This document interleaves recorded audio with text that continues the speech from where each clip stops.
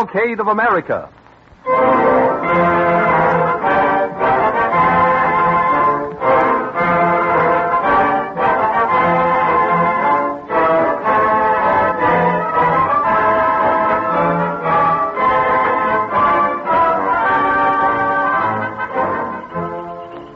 This evening's story in the Cavalcade of America, presented by DuPont, deals with one of the commonest conveniences that our civilization knows, the bridge.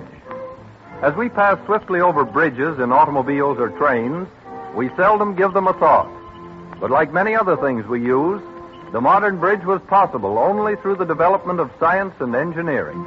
And chemistry played a big part in the improvement of steel, in the explosives necessary to mine the ore and to blast a secure footing for the deep foundations, and in the very paint that protects the mighty girders from the elements. Thus, every bridge stands as practical evidence of the phrase which guides DuPont chemists: better things for better living through chemistry.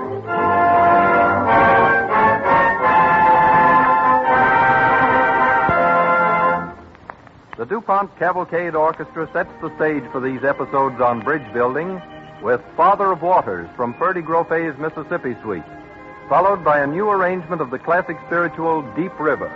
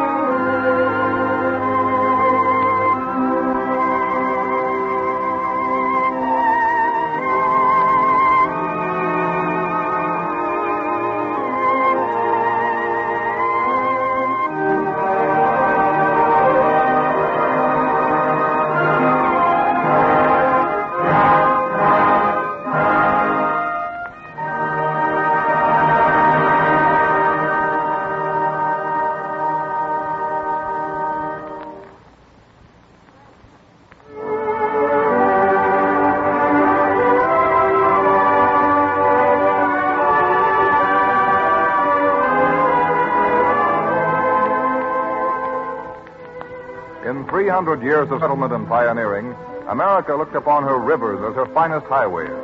They played a mighty role in winning a wild and rugged land. but their very width and depth and swiftness made them barriers as well. They divided cities and states and long defied the ingenuity of man. Today, even the mightiest have been spanned by broad highways of stone and steel and cable. But less than 100 years ago, the very thought of such a feat was confined to the minds of dreamers. Certainly no such thoughts occurred to a ferryman and his assistant as they huddle around a glowing stove in a shack on the banks of the Hudson one stormy winter night of the year 1841. Listen to that wind, Jamie. Aye. A fine night it is to be close by a hot stove. Stow in another piece of driftwood, lad. Aye, sir. I don't recall ever seeing the river so full of ice. Well, I've seen it frozen solid, with teams driving across to Jersey. Well, at least folks could get across. But there ain't been a boat crossed this week. I hear tell 2 men tried it in a skiff down river a ways. Aye? What happened to them? The ice cakes crushed the skiff to kindling. The last that was seen of the men, they was drifting down to sea on the ice. Did they make it to shore? Not so far as anybody knows. The Hudson's in an ugly mood these days. Listen. Now, who do you suppose to be tearing down to the ferry with a coach on a night the like of this? Sounds like they're in a big hurry. I'll see who it is. Come in, sir. Come in. I'd like to see the ferrymaster. Is he here? I be he. Come in before you have us blown in the river. Thank you. It is a bad night. It is that. What can I do for you, sir? I'm Stephen Adams of Boston. I come all the way by the fastest coach. From Boston? That's a wearing journey in such weather. Yes, but I'm not stopping here. I must be in Philadelphia by high noon tomorrow. Now, that's what I'd call unfortunate, Mr. Adams. Why unfortunate? With fresh relays of horses, I can easily make it once I'm across the Hudson. Aye, once you're across the Hudson. But you'll find no man that'll take you this night, sir. Nonsense. I'll pay you double the usual fee. Not for all the gold in New England, sir. But I must get across. It's a matter of life and death. Perhaps. But mark the grinding of the ice. It'd be but a matter of death to take a boat into those floes. I've no time for quibbling. I'll pay you 3 times the fare. Not for 10 times 3. Oh, so you're afraid? You cannot bait me with the name of coward, Mr. Adams. I've lived long enough to mark the difference twixt folly and courage. Oh, if there were only a bridge.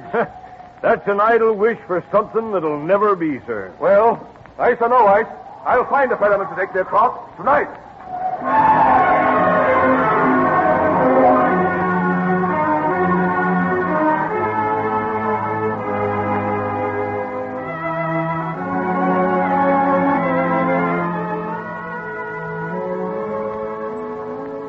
Needless to say, the traveler from Boston did not cross the Hudson that night.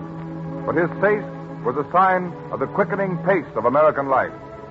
Iron bridges could and had been built, but such bridges blocked the traffic of the rivers themselves. Higher and longer bridges had to be built. And in that same year of 1841, the means was found to build them. Strangely enough, the discovery had nothing to do with rivers or bridges. The occasion was a meeting of the officials of the Allegheny Portage Canal at Harrisburg, Pennsylvania. A series of accidents at the mountain portage of the Philadelphia-Pittsburgh Canal was being investigated. And while waiting to be called before the committee, a young engineer by the name of John Roebling talks with a friend in an anteroom. It certainly is good to see you, John. But what brings you to Harrisburg? I've been called down here to testify before the canal board. But surely they're not holding you responsible for the trouble they're having at the portage? No, nothing like that. The board is ready to hear your plan, Mr. Roebling. Oh, excuse me, Nathan. I'll see you a little later. Good luck, John. Thanks. I'll need it. Right in here, sir. Fine. John A. Roebling of the Pennsylvania State Engineering Department. Good afternoon, gentlemen. Good afternoon, sir. I understand you have some plan whereby the recent accidents at the canal portage can be prevented. We have had many suggestions, none of which have been of the slightest value. So I will appreciate it if you will make your remarks brief and to the point. Well, gentlemen, I'm an engineer, not an orator. I haven't come to make a speech. Very well, proceed. Your problem, gentlemen, is to put an end to the costly tie-ups at the Allegheny Portage. That's hardly news to us, young man. Every time a hauling rope breaks, a barge is wrecked, and canal traffic is halted for days. Your plan, young man, your plan. The hauling ropes are not strong enough for such heavy-duty work. That is being remedied. We're about to order 5-inch Kentucky hemp hawsers to replace the 3-inch ones now in use. No rope hawser ever made will stand the wear and tear of that haul, gentlemen. That remains to be seen. Meanwhile, you'll lose thousands of dollars in freightage. Perhaps you have a better suggestion. I have, sir. In this carpet bag. Here it is. A wire cable. Wire? Preposterous. Why, it's unheard of. Young man, you're wasting our time. When 3-inch hemp breaks like a piece of string, what would happen to this stuff you call wire cable? Why, it's no thicker than my little finger. I'll warrant it wouldn't hold a half-grown calf. Gentlemen, I've tested this wire cable. It has 5 times the strength and durability of the finest hemp rope ever made, and I'll prove it to you.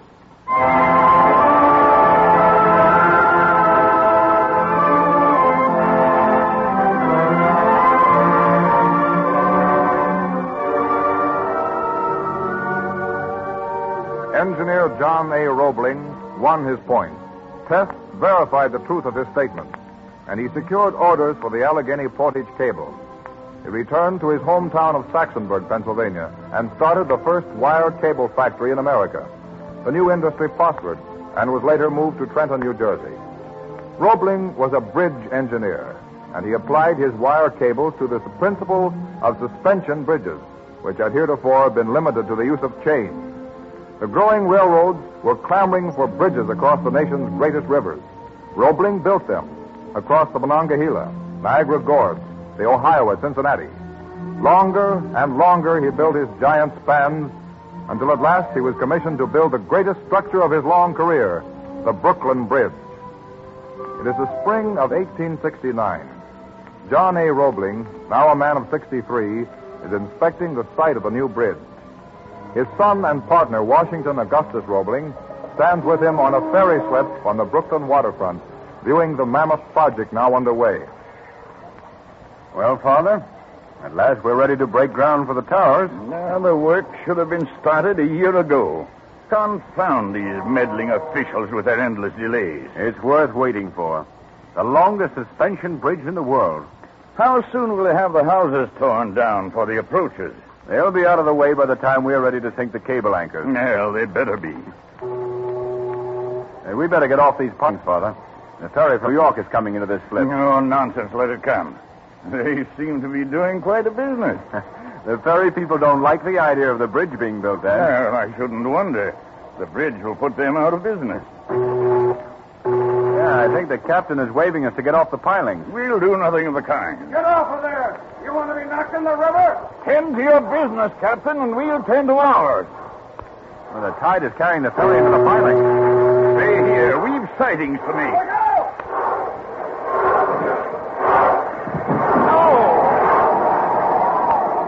Wash. What's wrong, Father? My foot, it's caught between the pilings. All right, here. I'll hold you up. Strike your ferry away, Captain! What do you think I'm doing? Now, steady, Father. Steady. There. There, the pilings are spreading. There, come on. Help me down to the pier. I'm afraid my foot is crushed. Here. Lean on me, Dad. Yeah. Now, easy. Easy. Just help me to steady myself along these pilings. Don't try to walk on it, Father. I'll hold you up. Now then. Only a few steps more. Come on. There now. There's a ladder leading down to the dock. Yeah. Here we are now. Yes, sir. Let me give you a hand with the old gent. Old gent, eh? There's our carriage over there. Help me get him to it, will you please? Don't get down, William. Okay. Hold the horses that we get him in. Yes, sir. Yeah. We're nearly there now, Father. I'm all right. Careful, sir. Careful now. There. There you are. Thank you. Thanks. Now, just lean back on the cushions, Father. I'll see what I can do to ease the pain. Drive on, William. Yes, sir. Wait. Wash. You're needed here to keep the work going. Nothing like a crushed foot is going to stop the building of this bridge. But, Father, you're badly hurt. Do as I say. Go back to the job. I'll have this foot fixed and be down myself tomorrow. Very well, sir. If you don't think you'll need me. No, I don't need you. The bridge needs you. Drive to a hospital, William. Yes, sir. Immediately, sir. Get up. Get up.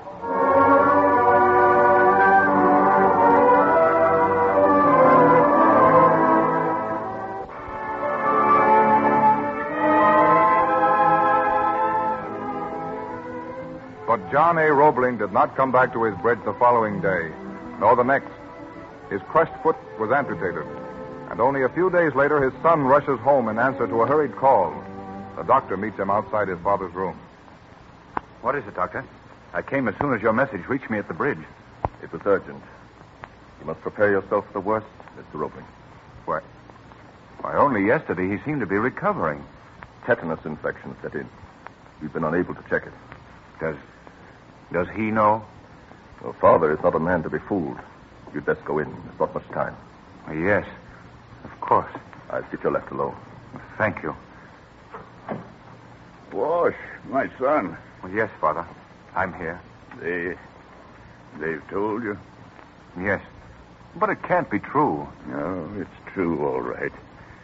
Too bad I haven't one of our cables to anchor me to this earth, but since I haven't, how's the work on the bridge progressing? Well, splendidly, Father. All the men asked to be remembered. Tell them to finish that bridge, and they'll be remembered. You can't give up this fight, Father. What will the bridge do without you? I fought, and I'm fighting now, my son, but it'll soon be over. Come closer. I want your solemn promise. Yes, Father. Anything. You will finish the bridge. You will let nothing stand in your way. I promise, sir. Brooklyn Bridge will be built. Good. Boss. We're engineers, you and I. Engineers are reputed to be a humorless lot, but with their brains crammed with facts and figures. I suppose we are, Father. We sometimes overlook the humor of things like this accident of mine. Take that ferry boat that smashed my foot. My bridge will destroy its business, but it seems to have had its revenge.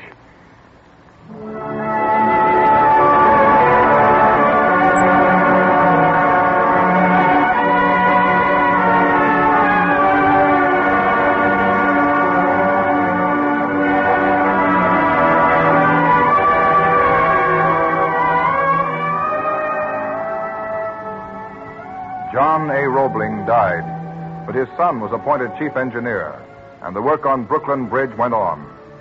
To build the great towers of the bridge, deep caissons were sunk to bedrock far below the level of the river. The men worked under terrific pressure, Roebling among them. Like hundreds of others, he suffered from the bends, the cause of which was unknown at that time. His health was wrecked. His doctors warned him, but the younger Roebling refused to work men where he himself would not go. And he returns to the caissons once too often. He's in the office, Doctor. It seems to be another attack of these cramps the men get working down on the caissons. I was afraid this would happen. I've warned him. Right in here, Doctor. Roebling? Hello, Doctor. I knew they'd send for you. Can't a man get a cramp without... No. Take it easy. Lie down there and don't try to get up. You're a very sick man, only you won't admit it. Nonsense. I'm perfectly... I don't try to tell you how to build bridges. Don't you try to tell me my business. There's no use your telling me that I've got to quit work. Perhaps not, but I'm going to tell you just the same. We've been friends ever since your father died, Roebling. And as a friend, as well as a physician, I'm telling you that you must have rest and quiet, or you'll never live to see this bridge completed. You mean that? Absolutely. You go down in those caissons again, I can't answer for what will surely happen. The work's going along great, Mr. Roebling. Why don't you do as the doctor says and take a couple of months off and rest up? I know there isn't a man on the job that'd begrudge your rest, and they'll do their best while you're gone. I can promise you that. I want you to promise me you'll stay away from the bridge for at least 6 months. All right. I agree. I'll stay away from the bridge for 6 months. But don't think for a minute that I'll quit bossing the job.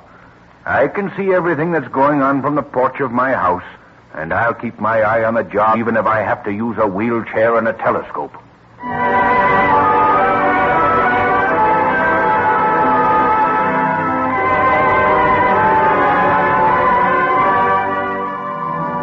Washington Roebling kept his promise. He supervised the completion of Brooklyn Bridge from a wheelchair. and lived to see the completion of his work, which stands today as a proud monument to his courage and determination.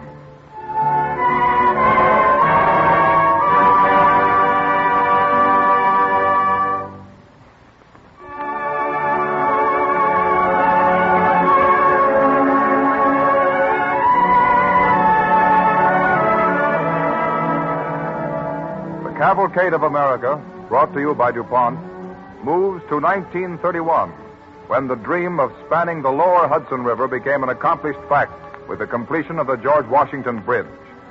It was proclaimed a new triumph of engineering skill, but to the millions who have used it, the bridge is viewed in simpler terms. Not long ago, reporters gathered at its busy toll gates on the occasion of the crossing of the millionth car. 93. Hey, Shorty, get set for a picture? I'll bet you 2 cents to a bald-headed mule the millionth car to pass over the bridge is driven by a woman. I'll give you a 2 to 1 if it's a man. 97. All right, fellas. Get ready with your questions. We can't hold up traffic too long. 97. Where's that?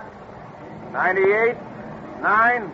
Hey, Shorty, you lose. Huh? It's that coupe coming up, and there's a man at the wheel. Get a shot as he drives up to the pay booth. Just a minute, sir. Yours is the millionth car to cross the George Washington Bridge. Oh, that a fact? That's right. We'd like to get your reaction. Mind giving us your name? Not at all. Henry Selden. Address? Englewood, New Jersey. Do you use the George Washington Bridge often, Mr. Selden? Every day. I work in New York and drive in. Well, what does it mean to you to have this bridge across the Hudson? Oh, plenty. It means I can get home from work while there's still light enough to work in my vegetable garden.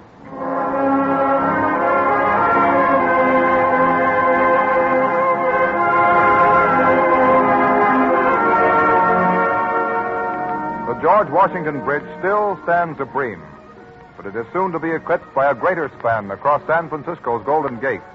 In the swift tempo of our modern life, the George Washington Bridge is history. The new Golden Gate Bridge is an unfinished chapter in the annals of bridge construction. It is the mecca of engineers the world over. Officially and unofficially, they come to study the methods of American engineers. Let us join a European bridge expert as he inspects one of the great towers. He is shown over the project by one of the engineers in charge, and the 2 men are accompanied by their wives and the young son of the American engineer. It is during the noon hour. The bridge workers are awaiting the signal to resume the work that has been in progress for over 3 years. Hey, Thomas, what's the matter with your gang? We've the 2 girders to your 1 this morning. I always figured you couldn't count, now I know it. That's telling them, Steve. Wait till the whistle blows. We'll show them how girders ought to be running. That's right. Yeah, that's what you say. Here comes the boss. Ask him which is number 1 gang. Howdy, boss. Hi, boss. Hello, Steve. How'd it go this morning? Just fine, sir. If it wasn't for Sullivan and his slowpokes, we'd be even farther ahead of schedule. Would you listen to him? I'll leave it to you, boss. Ain't we number 1 gang? You're not going to get me into that argument again. Monsieur Renaud, these men are members of the 2 finest rigging gangs in the world. Yeah, that's right, boss. Gentlemen, it is a great pleasure. I must congratulate you all on your work upon this magnificent bridge. Now, monsieur, if you'll come this way while the men are off the tower, I'll show you a little problem that gave us quite a headache. Oh, but certainly. Would it be possible for the ladies to accompany us? My wife, she's most interested. Always she must listen to me talk of bridges, so she feels she should know something about it. Why, of course. It'll be perfectly safe. Ruth, Oh, yes, Bob. will you and Madame Renaud come this way? Oh, may I come too, Father? All right, Jimmy, come along. But mind you, no climbing up on the guardrails to watch the steamers. Oh, now, please be careful, Jimmy. The men, they seem very happy, monsieur. Well, they're pretty proud to be working on the bridge. And there's keen rivalry between the various crews. Fine workmen. They are the most important. Without them, all the steel and concrete in the world would not build such a bridge as this. Tell me, monsieur, what is the clearance above mean high water this bridge deck is to have? Let me tell Monsieur Renaud, Father. All right, Jimmy. See if you can remember the figures. The minimum vertical clearance at center is 220 feet, 100 feet greater than the Brooklyn Bridge, and 20 feet more than the George Washington Bridge. That's right, Jimmy. The towers are 746 feet above the water. The central span measures 4,200 feet, 4/5 of a mile. It is 3 times the length of the Brooklyn Bridge span and 700 feet longer than the George Washington Bridge. Now, Jimmy, please, now, that's enough. Oh, but madame, let him go on. I'm most interested. Don't encourage him, Monsieur Renaud. I think he's accumulated more facts about the bridge than any of us on the job. Oh, what a wonderful view from here. All of the bay And down below the big ocean liner, they go out to sea. No, below the work is finished. It is above that interests me. I see the cable work is almost ready for the, what you call them in English? Suppose you tell me, Monsieur Jimmy. You mean the suspenders, sir? Oui, that is it. The Roebling Company has the contract for all cables, and the bridge will require a total wire length of 80,000 miles. Well. Now, Jimmy, I think you'd better let your father explain the bridge to Monsieur Renault. But no, your husband is too modest. He is like his men. To him, it is a job to be done. Tell me, Monsieur Jimmy, what are you going to do when you become a man? Well, sir, first I'm going to an engineering college, and I'm going to build a suspension bridge that will make this one look like a toy. It is plain to see. We impress the younger generation not at all. Come on, boys. That means time to get back to work. Come on, men.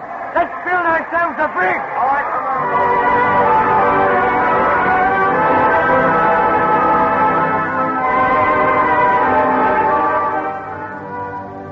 The bridges that man builds over rivers to speed his travel over natural obstacles may be compared with the achievements of chemical science that bridge the way to a fuller life for everyone. Likewise, the history of chemistry shows that chemical processes used to make one product often bridge the way to other products. The production of commercial explosives used in blasting foundations for the bridges mentioned in tonight's stories call for large quantities of nitric acid, such as DuPont makes in a plant near Charleston, West Virginia. In this plant, with the aid of coal, hydrogen is taken from the water and nitrogen from the air. Then these two gases are combined under tremendous pressure, as high as 15,000 pounds to the square inch, to produce liquid ammonia. In this same plant, by changing the gas mixtures but using the same high pressures, other important products are obtained, and one of them is the chief ingredient of Zerone, Z-E-R-O-N-E, a DuPont antifreeze solution for automobile radiators. Many of us remember when the first signs of cold weather meant jacking up your car in the garage, draining the radiator, and leaving it there until spring. But think of this winter, one of the severest in years. We go merrily along, running our cars day after day in 0 temperatures or below. Why? Because chemical research has developed radiator antifreeze solutions that make such comfort and convenience possible. I can tell you that meant a lot to motorists throughout the East who woke up this morning to find 0 temperatures had arrived overnight. DuPont chemists created Zerone as an especially efficient, scientific, economical, and non-corrosive antifreeze, which, if used in proper quantities, will protect the radiator of your car against freezing down to any temperature. More than 3 million motorists are enjoying the services of their cars this winter because of the protection which Zerone affords. The development of this product has opened up a new market for American coal, thousands of tons of which are used in DuPont's high-pressure plant. The valuable products of this single enterprise in chemical research amply justify the DuPont phrase, better things for better living through chemistry.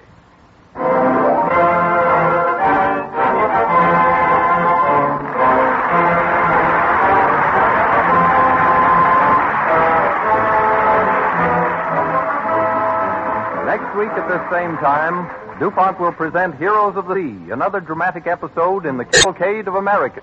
This is the Columbia Broadcasting System.